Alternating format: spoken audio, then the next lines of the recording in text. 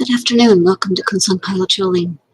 Today's teaching by Jetsunma Lhamo is entitled The Eightfold Path and Dharma Today. The teaching was given in 2012 here at KPC. So we hope you enjoy it. We'll begin now.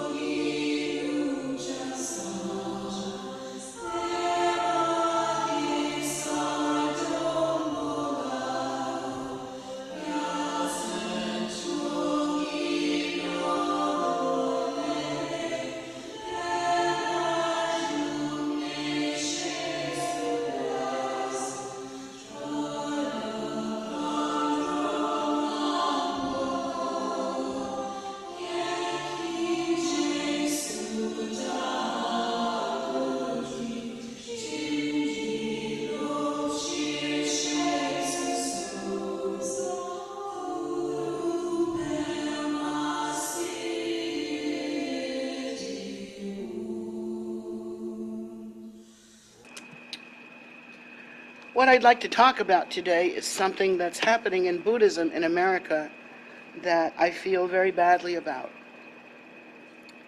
And that is that Buddhism is not being carried out as it should be, which is step to step to step to step, like a path. And each step is a step of development. And in each step, we learn to develop our qualities. That is to say that our qualities and our attitudes and our qualities is all you can say. It would be like the deity. And so we grow to be like the deity, whichever is our deity, whether it be Chenrezig or Tara or Guru Rinpoche, whichever is the deity that we practice. And if we're in Nundro, we practice several. But we take up the qualities of these beings, these Buddhas, and we think that this is the doorway to learning how to practice true Buddhism, is to change our ordinary nature. Not change it actually, but more like awaken to our primordial wisdom nature and move away from this ordinary nature that causes us to suffer so badly. And we do suffer. Everything that starts has an end. Everything that comes together must separate. Everything that lives dies. And so there are many, many things about samsara that are really beyond hideous. And when we look to transformation or awakening to the Buddha nature, which is that nature that precludes suffering and does not contain suffering, when we look to that, we think, no, that's what we really want. And yet we still do not know how to turn away from samsara. Even if we are miserably unhappy, we still do not know how to turn away from samsara. We still look to the things in samsara that used to satisfy us, thinking that they will still satisfy us. And as we grow, that's not possible. As we learn, that's not possible. So we are told to practice a path. It's like the seed and the fruit are the same thing. So you practice the path in such a way that you go from the seed to the fruit. That you go from the ground to the path to the accomplishment. And this is how it's done. In this country now, as Buddhism has moved west. This is not exactly west, but we think of it as west in Buddhism. As Buddhism moves to the west, we discover that it's taken on some of the habits of Western people. And some Western people are very resistant to devotion, very resistant to the idea that they might want to change themselves in any way. We are a prideful people, I think. And we like ourselves just the way we are, thank you very much, even if we are miserable. We don't put that together. We can't seem to make that equation work for us. So as we are on the path, we try to make it up our own way. We think, oh, here in America, since we're different, the path should be different. You can't do that, or there will be no result. It's like planting an apple seed and expecting a banana to grow out from it. It's simply not going to happen. No matter how carefully you tend that seed, it's not going to happen. What I see now, especially online, I don't know if many of you know, but I live online. And this is how people know I actually exist.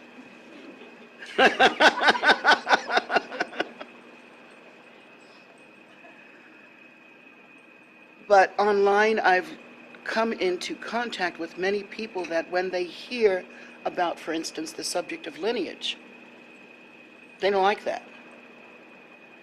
Because they feel that lineage is just an idea and it doesn't really mean anything. If you just take a teaching from a teacher, then that's an exact transmission. That's not true. If you don't have lineage, you cannot trace the origins of the teachings, so you don't know if they're pure. With lineage, you know that one teacher transfers the teaching to his student, transfers the teaching to his student or hers, transfers the teaching, and keeps on going. And I don't know if you've ever noticed this, but in empowerments, the case is that the Lhamo will always say, this is who I received this empowerment from. And these were the conditions. And this is the cycle that it originates in. For instance, the Nam Chu, which is what we practice here. So having done that, having looked towards practice that is stage by stage, we are making some progress. But in fact, those that are grabbing a teaching from here and grabbing a teaching from here never know if the teaching that they're giving has the power of the original source. Anyone can stand up and sound like a teacher. Most of us can anyway. And online, for instance, I see more spiritual gobbledygook than you could possibly imagine. It's mind-boggling. And you would ask, where did you get that from? I just know it. And then you tell it to another person, and another person thinks they got a real teaching. And it's a rip-off, it's a theft. There is no real teaching, and it has no real blessing. Buddhist teachings comes from the Buddha, from the primordial Buddha nature, whether it came from the actual historical Buddha, or whether it came from another in his line that also gained realization. It doesn't matter so long as it traces back. And if you can't trace it back in a straight line, you have nothing. When the Lamas first came to the United States, they did not want to give out Dzogchen teachings, the deepest, most profound ones. They had no use for that. They felt that without the foundation, the house simply could not be built. And the idea was that without preparation, without the mind being softened through stage by stage practice, that what happens is it's like the seed falls on concrete. There's no gentleness, no softness, no preparation. So if the field has not been plowed, the dirt is hard, it's impenetrable, there's no air in it, there's very little nutrition in it. Gradually the field has to be plowed and nutrients are plowed into it, and that's the way nature works. When nature is working when man is working with nature. But here, if you're throwing seeds on concrete or on asphalt, of course nothing's going to happen. And why? Because there's nothing there to nourish it. It's too hard. We are like that here in America. We are so sure that we are the greatest country on earth that we feel that, you can be no better than an American. How do I feel about that? I don't even think that makes sense. It's not like that. We are of the same nature. We are of the same taste. There is nothing all that different about us.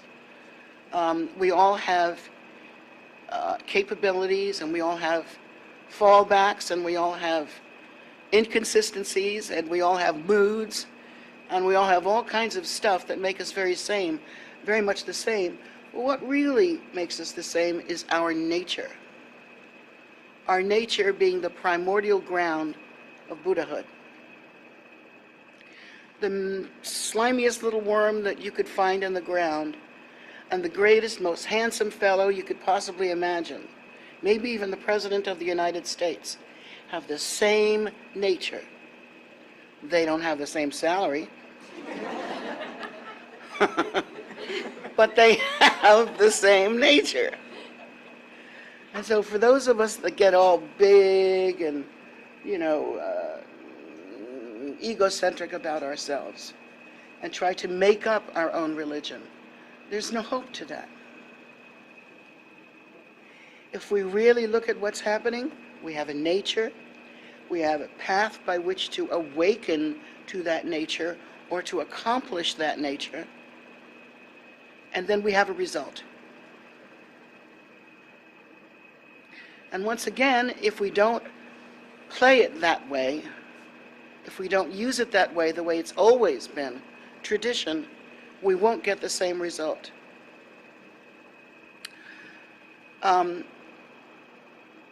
There's also a trend now where it's like an instant enlightenment and you feel that you've gotten it. Just like that. Nothing about you changes. Not one doggone thing. Your life doesn't change. Your mood doesn't change. Nothing changes. And so how can that be? What is the difference? You have just decided that you've become enlightened, and that's okay. I think you should decide that right now. But you also have to work on it. You have to actually accomplish. Accomplishment is what has to happen. So we need to change, and we need to face the fact that if we are in a samsaric environment now and we're not all that happy about it, it's going to take change to make a difference.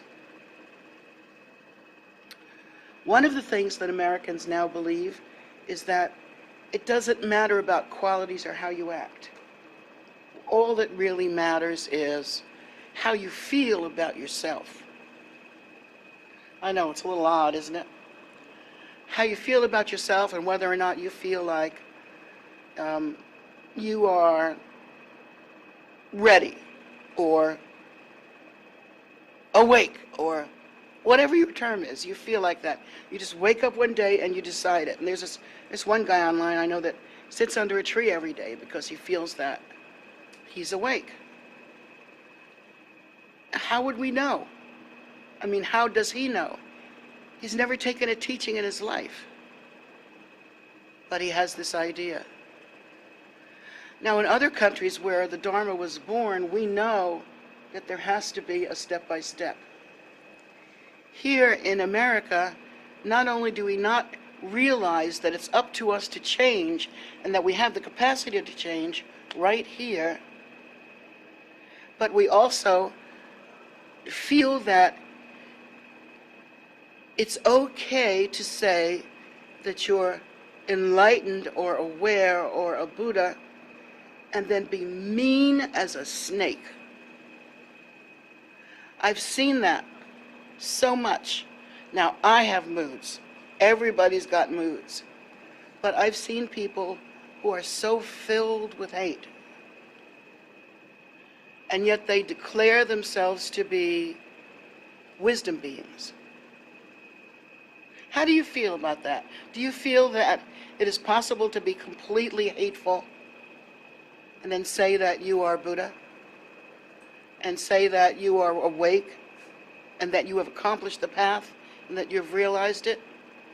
Isn't it good to look into the mirror and find out who you really are? Because when you look in the mirror, you're going to see who you were in the past, who you are now, and who you probably be in the future. And it's by your reflection. You look at yourself and you determine what your progress actually is. We have to have self-honesty on the path. We cannot delude ourselves.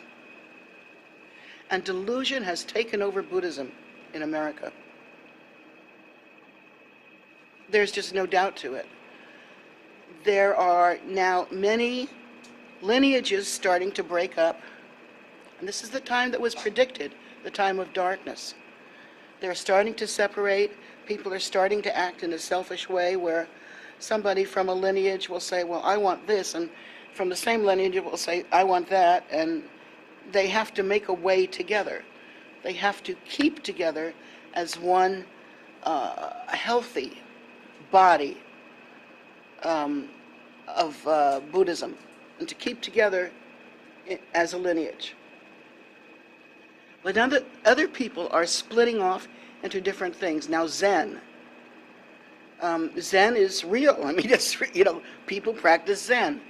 But when you read about what they're doing online, since there is not the same kind of empowerment stage by stage by stage, it's becoming trashed by people who feel that suddenly they are Zen itself. They've had no training, no experience, no nothing. And yet they feel that they have that. It's hard to understand why everything is coming apart in this way. And I do believe that it's because we are not aware any longer of what it takes to accomplish stage by stage. I really think that's the main thing.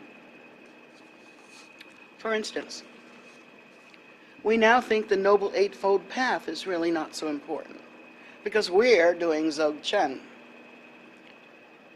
Don't know the Eightfold Path, aren't very familiar with it, but we can even deny that the Buddha taught it because we don't know anything.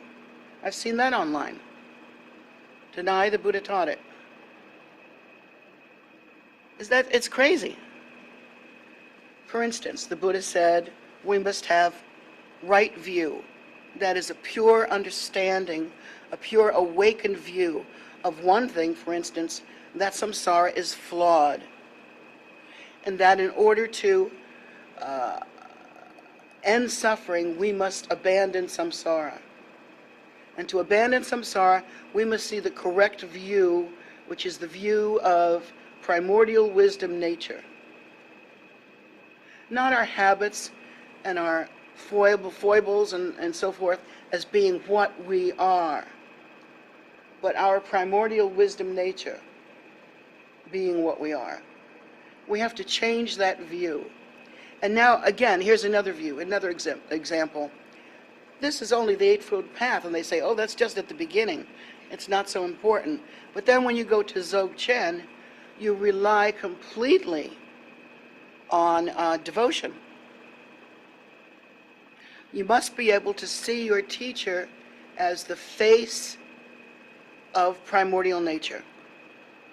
And it's not the personality that you move toward, but you use the personality as a doorway. This person, this one that's called Guru, can give you the correct teachings, can pass them on to you, or can get somebody in the same lineage to pass them on to you, and then teach accordingly. This is the way it goes. You have to have that right view. In Dzogchen, we come to understand that all men are dakas, all women are dakinis in their nature. Now you can get up and go out in the street and act the fool, and are you still a daka?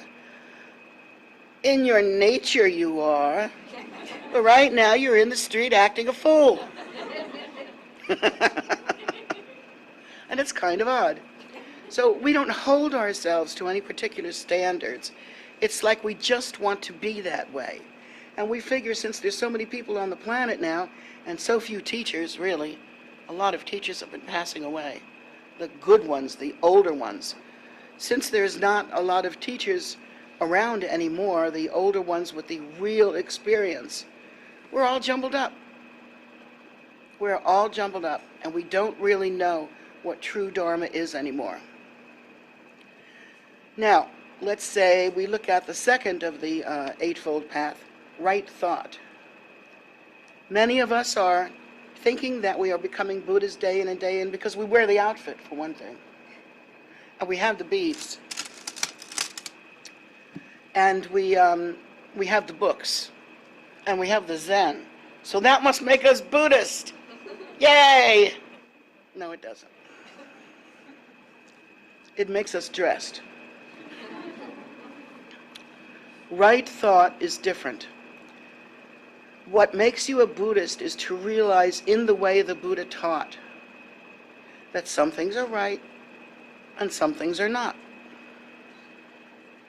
For instance, if you were to think in a hateful way, you could be saying the words, "I love you, you are so beautiful to me, and I love you so much," and just being so nice and so candy, super sweet.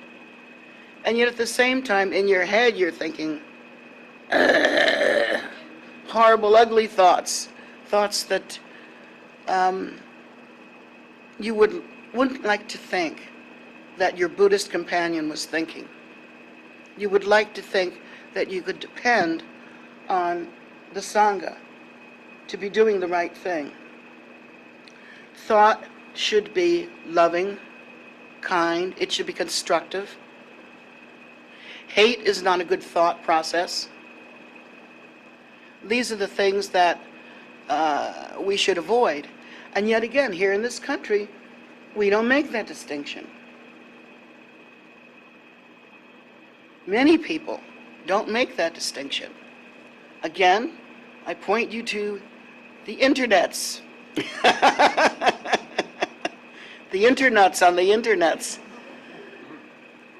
And there is no awareness that, again, you have to change. You have to think in a certain way.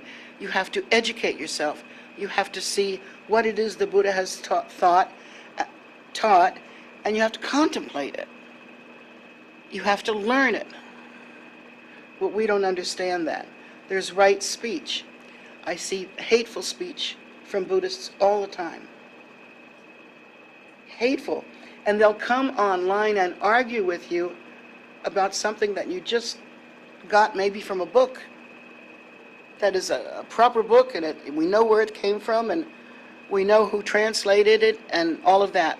And yet, hateful people will come online and say, "No, I know better, I know better. And here's how it really is," although it's not based on anything that was ever taught at any time. So this is where Buddhism is breaking up. Used to be that we were not to gossip about each other, for instance, and now it's all we do. It's all we do. And that's right speech. Right speech ought to be, well, you shouldn't be cussing your fool you-know-what off. That would be cussing, wouldn't it? You shouldn't be speaking in a way that hurts, causes pain, causes confusion, causes divisiveness. It's one of the things that's very, very important. In fact, His Holiness Pena Rinpoche once said, "One thing I ask of you is to not divide the Sangha, to not make hatred or problems in the Sangha. The Sangha is like a great family that support and care for each other, and it is by the efforts of the Sangha that we'll properly learn how to be Buddhists. And we will gain the strength from leaning on each other and staying together. But if we don't do that, and all we do is we're, hateful toward each other, we gossip, and we're separating rather than coming together, this is not the way, and no good will result from it. We could wear the uniforms our whole lives, and no good will come of it. Right action. Okay, I'm a Buddhist, but maybe I'll get a gun. Or, I'm a Buddhist, but maybe I'll rob banks. I know I'm a Buddhist, so maybe I'll rob banks and give it to the Buddhists. It's like we're confused. We don't really understand how to think or how to speak or how to act. Right action is that which brings happiness, peace, joy, help. We help each other. We help each other. And there are many other ways to look at it as well. For instance, in right action, I don't know how many of you have ever heard that old story about the great bodhisattva who saw that a bunch of arhats were on this boat and they were about to be carried away, but there was a murderer on the boat. And so in order to keep the arhats safe, shot the murderer, or killed the murderer, put an arrow, I don't know, something. And so the murderer was never able to carry out his crime, and 100 arhats, or whatever it was, were saved. Arhats being those that are studying Buddhism and have kept their vows very purely and have made some accomplishment. So if one murderer is laid down in order to keep 100 others safe and secure, I would call that right action. And it's been taught in that way.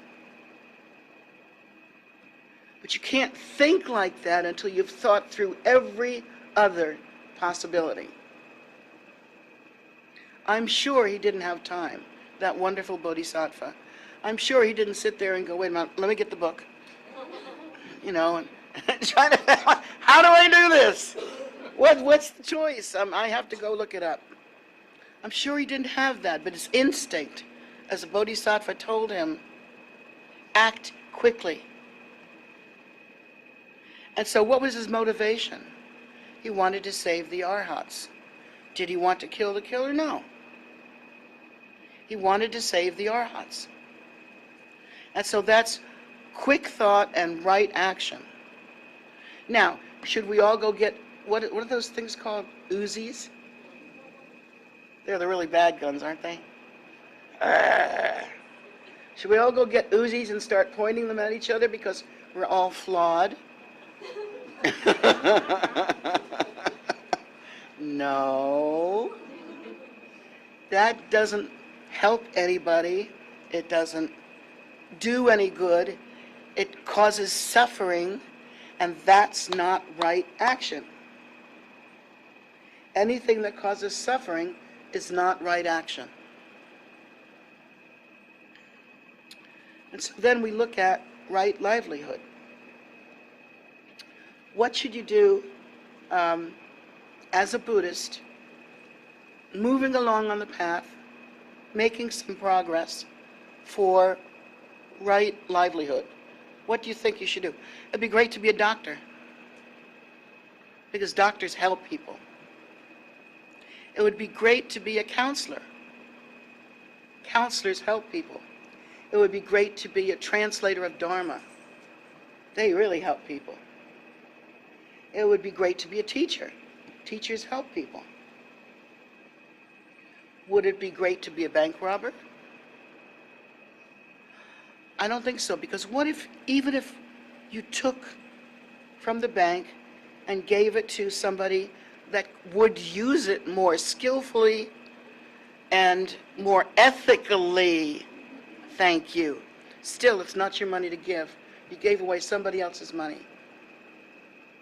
So we learn to be generous, but we learn to do it in a right way. We learn to give, but we learn to do it so that nobody gets hurt. That's one of the things I like about Occupy Wall Street, Occupy DC. You guys are doing what you're doing to benefit beings. It looks a little rough sometimes, and it looks a little rough from the outside, and sometimes people show shock on their faces when they see this. But I know why you're doing it, and I think you're doing right activity. If you could somehow balance, help us stay alert, help us stay awake, so that we can balance the good in this society with what we don't have, and make things more even, so that everybody has food, medical care, homes, warmth or cool, whatever they need. These sort of things, we work towards sharing the great wealth that all of us have, that all of us might be able to share, and that is indeed in this country, taking it away from maybe the crazy guys that are spending it left and right, and for no good reason, only selfish reasons. We instead would like to, see that everyone has what they need. And that's what I call right livelihood, and it even moves into right effort. If you are looking to follow the Buddhist path, you would not want to be like a gun salesperson. You would not want to be a weapon maker. You would not want to make, poison or chemical substances. You would not want to cover up, for instance, the Japanese situation with the Fukushima. You would not cover up so that the people cannot take action that benefits them. You would do the right thing, the ethical thing, and have people in a position where they can do what is necessary to do to maintain their health, even if it means leaving their country. So we have to have ethics, and that ethical living is right effort, right livelihood. Right effort would be, let's say, if you're robbing a bank and you're taking it home. That's one thing. That's not so good. But if you're making money and you're passing it out, money's good. Then money's good. You pass it out, you help. I do. I'm broke, for instance. I'll pass it around right now. I am broke. And it's because I spend all my money on feeding wild animals, on Garuda Aviary, on animal welfare things, groups and so forth. Online, sometimes I try to raise funds for other people. So I think that's good. That's good. And I'm poor. And I really don't mind that much. Really don't mind that much, because I found that somebody's always ready to give me a beautiful house. Why is that? It's not that I'm so great. It's that wherever I go, I put up birdhouses. Karma is wonderful. And wherever I go, people like to feed me lovely things, which is why I'm so fat. But I know why that happens. That's because I'm always feeding the animals. I do nothing but feed animals all the time. I rescue them. Many, many, many dogs and cats have kept their lives because of work that I've done. And now if I had arranged things differently and money had stayed within the Sangha, we would be a lot better off. Many Sanghas have great big sponsors that give generously. We don't really have that. We have a bunch of people that give their little $10, a little $20, maybe $1,000. We have a bunch of people who are willingly sharing to keep this dream alive. And that is right effort. We've helped many people during Katrina, during the hurricanes. We've helped many people. We've helped their animals. We've helped them to get food. We've done things like that turning on a dime. Because that's what's most important. I mean, we would all like nuts. I'd like a new car. I have a new old car. No, I don't need anything. I'm happy. And the effort of being able to benefit sentient beings. Oh, that was another thing. My Sangha, when we first started in the wintertime, bringing food to Occupy K Street and Occupy DC. We did some magnificent meals. I mean, we really went all out. We have pictures of roasted vegetables and stuff that we can show you. And we really went all out. We bring it all the time. And then we started running out of money.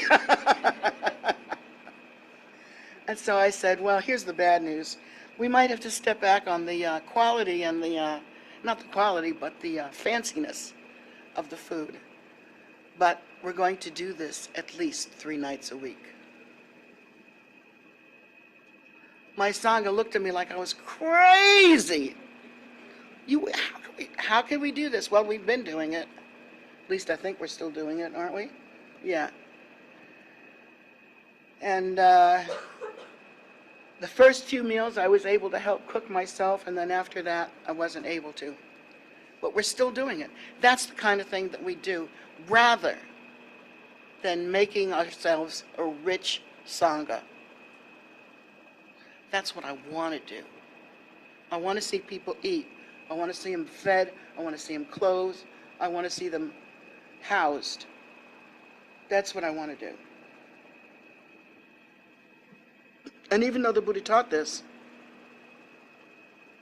I'm afraid to tell you that there aren't that many Buddhists that actually give.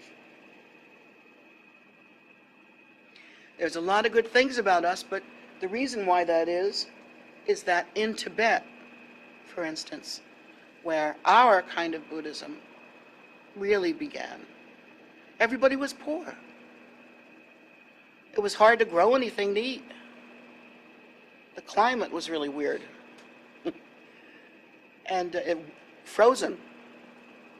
And so most people lived on sampa, which is just roasted barley. So they had no money. They were nomadic people. So what they give some little money to the monasteries. And the monasteries were the only ones that had any wealth. It wasn't because they were trying to keep it to themselves. They would actually feed the villages around them. So it was a circular thing. But people knew that if they gave some money to the temples, that they would have gained merit and that they'll be happier. That they knew that. They were taught that from childhood. They didn't have the habit of giving money to other people. They gave it to the monastery, and the monastery gave it out. And so many people don't want to hear about giving money to the monastery because they think, oh, that's feudalism or something. Hello? You want a piece of land? You can have that much. It's yours. Plow it up. So, and that is the way that instinctively people act in Buddhism. Now here in America, it's not like that because we are used to giving. But Buddhists are not giving in America. So that's very strange. I'd like to mention that because I would like to change it. I would like to change it a lot. And they say it's because we're poor. Yeah, we're poor, but we can always scrape something together. Sure, we make a lot of offerings to the Buddhas and the Bodhisattvas because it'll make all sentient beings happy. And we believe that thoroughly and completely with all of our hearts. But we'll feed you, we'll dress you, we'll do whatever we can. Whatever you need, if we can do it, we'll do it. And I'd like to see Buddhists in America really live like that. Right mindfulness. Okay, here's the thing with mindfulness. Mostly we just kind of go to practice every day, which is we do a little practice, some prayers, a little mantra, and then sometimes go on retreat, and then other times we go to a teaching, or we go to a picnic with the Buddhists, or we go and take a course. I know Michelle over there has studied so much. She could get up here and teach this class. Yeah, you. She's brilliant. And about right mindfulness, it's keeping one's attention on those things that are of benefit, that really helps. What we do generally, though, is we'll say an hour during the day, 3 hours on the weekend, and the rest of the time we are as ordinary as jelly beans. Just as ordinary as you can be. We don't think kindly, we don't think mindfully, we don't remember the Buddhas and the Bodhisattvas, we don't remember the Sangha, we don't remember peace, we don't remember love, we don't remember that others around us are hungry, we don't remember that others around us need. We forget everything, and then we go to class. That is not the way. It's not the way. Right mindfulness is right mindfulness, and it's that we keep in our wonderful little brains, in our awareness, we keep the awareness of the Buddha Dharma and all of its excellent propensities. We keep all the qualities of the deities and all that we've ever been taught. We keep this in our mind. Contemplate Dharma. Think about it. We have to be mindful because sometimes we do things that we don't understand are going to hurt us and make us miserable. So we have to contemplate. Right mindfulness is like that, and right concentration is, for instance, if we're in a practice and we are we are in a teaching and we are being taught or reciting some mantra or doing some practice like that, we must concentrate on what we're doing and not be all over the place. There's no point in listening to a Dharma class or doing Dharma practice when you're all over the place, because nothing takes. Nothing takes. The mind, one of the things that the Buddha Dharma does for you is it makes the mind very stable. So if you don't hold yourself to stability and hold yourself to concentration,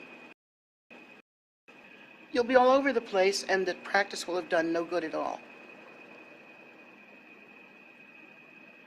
If you can't stay awake for a practice, you can't stay awake for your life. If you can't be aware of those around you in a kind way, you can't be kind. You have to stop and think. And what I've noticed in Buddhism today here in America, there's not much thinking being done. And when there is, it's completely separate from the good qualities. You have the very intellectual types who are very, very good at mastering not only the language, but the meaning of the words, and they really have an understanding of the teaching, and they learn the background of the teaching, and the background of the teacher that taught the teaching, and they really have that, and they can name, which I think is a marvelous capacity. They can name just about anything you need to name in Buddhism. I can't do that. I was born in Brooklyn, and I just never had that kind of training. But I know enough. And I also know that it is worthless to be totally intellectual in Buddhism when you have no good qualities. If you just pick up books and start reading them and receive no training from an actual teacher who has those qualities, it won't do much good. You'll still make the same mistakes that you would have made if you had not been taught. So it's difficult to understand, but it is the case that you must be aware of what you're trying to accomplish and how it is that you do that, and you've got to stick with it. Stick with it until there is some kind of accomplishment. Some of us come here and just play church. It's like we belong to this place and, we just love it here. And yet we don't really concentrate we don't contemplate on good qualities. We don't contemplate on how to improve ourselves. We don't even admit that we need improvement. We don't help anybody. We don't bring comfort. We don't do any of those things except read. It doesn't help. So, my reason for coming here tonight is that I wanted to ask you all, from my heart, if you would go that route.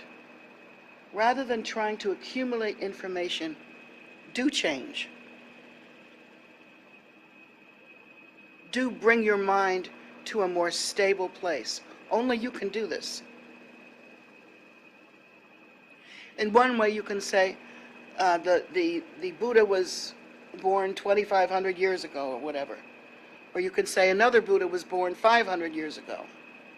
You could say all these different things, but the only Buddha is you. You are that. You are the Buddha, and you show many faces. And if you learn to tame your mind, to grow, to require of yourself more than you give now, not in material goods necessarily, but in benefiting others, in being a source of light to the world. This is the real Dharma. The real Dharma benefits beings. It's called the bodhicitta, and the bodhicitta is not separate from Buddhahood. In fact, it's like the first movement of the primordial wisdom nature called Buddhahood. It is the first movement in the sense, it's like the sun. If Buddhahood is the sun, then bodhicitta are the rays. You can't separate the rays from the sun. Oh, maybe you can blast off a little bit. Don't get technical. But they are the same embodiment. And the bodhicitta is like that. It is basically the sun's energy. Okay? So the bodhicitta must come from us. We are actually a display of the bodhicitta, but we have to live up to it. And we don't.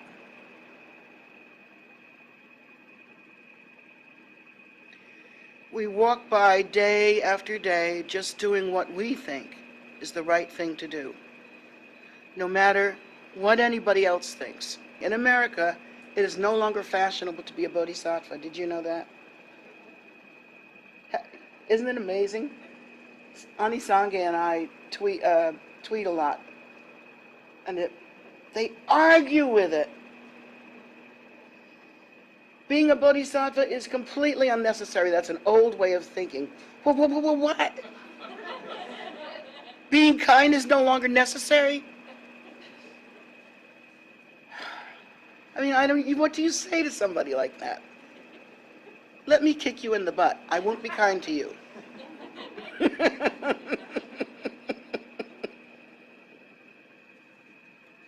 But in fact, to become a Buddha, one must graduate through stage by stage bodhisattvahood.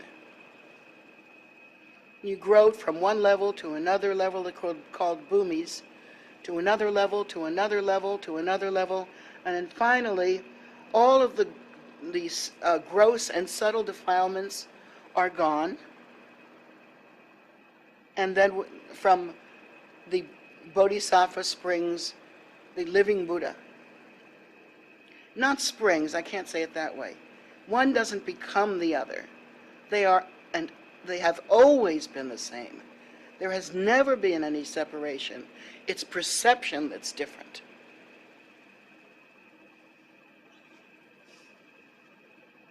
And so we perceive the bodhicitta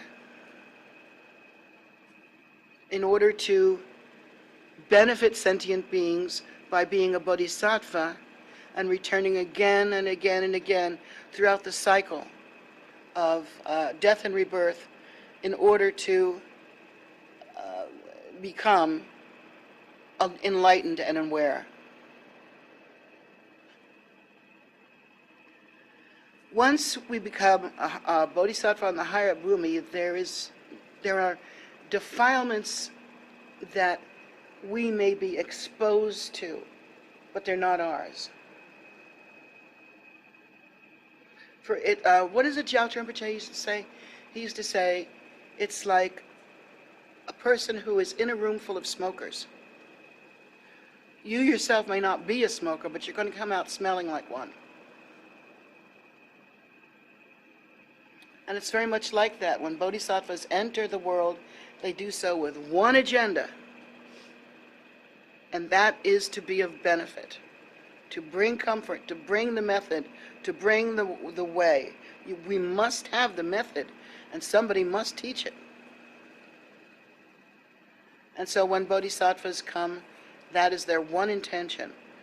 Now we're saying that now our Westerners are saying, there's no such thing, it doesn't matter. All you have to do is learn the words. Where can this be coming from? Nobody was taught this. This is ridiculous. And it's what happens when you don't follow the path step by step by step by step by step.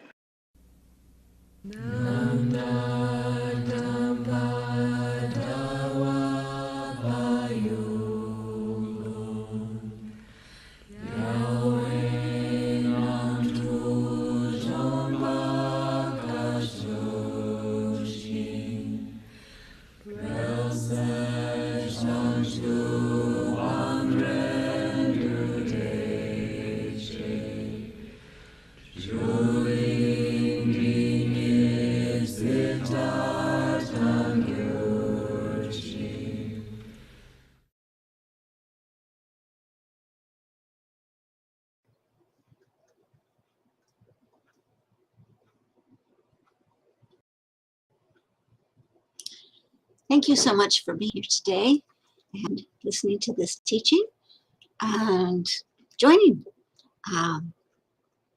It's always lovely to have you here. So I just want to invite you to KPC if you are in the area ever, and invite you online, if not, and to any of the things that we offer online. It's the temple here is open outside dawn to dusk, and inside 8 a.m. to 8 p.m. in the prayer room.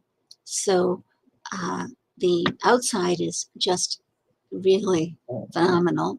We have 65 acres of walking trails, meditation gardens, and just places for you to relax and be comfortable. We've also, and we offer that to you daily. um, uh, Also, one of Jetsunma's main activities these days is KPC Buddhist Relief. And that is an outreach program whereby we partner with a whole lot of other organizations, and that number is growing all the time.